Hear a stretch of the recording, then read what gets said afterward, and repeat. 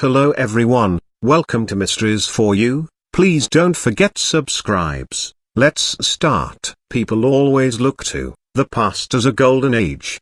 People were moral, the young were respectful, and sex was not everywhere.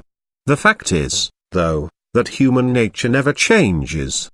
If there have been periods where sex was less flaunted, then those were the rare lulls in the sexual storm that is history. Number 1. In most societies, prostitution has been, if not illegal, then at least looked on as something deeply shameful. For the Romans, this was not the case. The lupina in the ruins of Pompeii gives us a peek into the world of the Roman brothel. Instead of hidden away in a dank alley, it proudly asserts the sort of business one could do inside. Graffiti tells people what to expect from the various women on offer. Once inside, several graphic images help those with less imagination, or the illiterate, to understand just what they were buying. Things were even more brazen in Babylon. According to the Greek historian Herodotus, at least once in her life, every Babylonian woman had to go to the temple of Ishtar and serve as a holy prostitute. No matter who offered them a coin, they had to accept his advances. Some researchers dispute that this happened, but there does seem to be widespread agreement that for some women, service to God was the same as servicing men for money. Number 2, Sparta was in many ways an odd one out of ancient Greece. While women in Athens were kept so secluded that they were thought to speak their own dialect, the women of Sparta received, for the time, great freedom.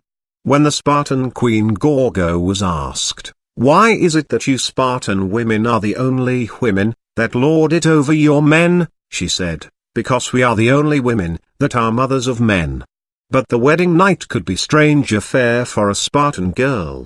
Her hair would be shaved off and she would be dressed in a man's cloak and sandals. Thus dressed, she would wait in the dark for her husband to steal in, and have his way with her. Some historians have suggested that his cross-dressing on the part of the bride was to get a man more used to spending time with his male brothers in arms, used to the delights of heterosexuality. Number 3, if we were told a prominent figure in society found adolescents almost irresistible, we would be rightly appalled. When Plato tells us that the philosopher Socrates enjoyed hanging around naked youths, sleeping beside them, embracing them, his audience would not have shown the least surprise. In Athens of the 5th century BC, it was held as entirely natural that men would be attracted to boys. There are certainly plentiful literary and artistic records that show it was a common practice, at least among the upper classes. The older man, the Erastes, was expected to court the boy, the Eremenos, with gifts and other devices. The relationship, once established, was supposed to be beneficial to both. The older man got sex, and the younger was introduced to Athenian society with a powerful protector. Sometimes this sort of relationship is portrayed as simply a May to December romance, but the boys involved were very young. It was considered shameful for anyone capable of growing a beard to still be an Eremenos. Thanks for watching, have a nice day, okay, bye bye.